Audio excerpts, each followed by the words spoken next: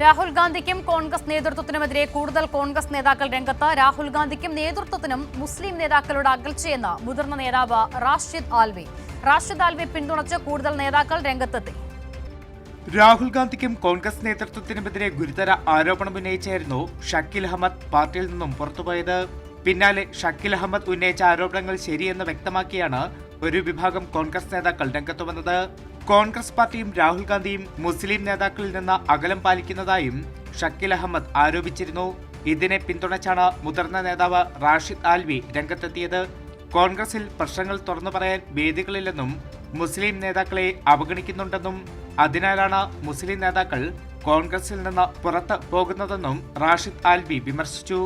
മുസൽമാൻ leader सत्ता के लालच में नहीं गया है, वो इसलिए गया है, जो चिंता की बात है कि कांग्रेस पार्टी में मुस्लिम लीडरशिप को इग्नोर किया गया है.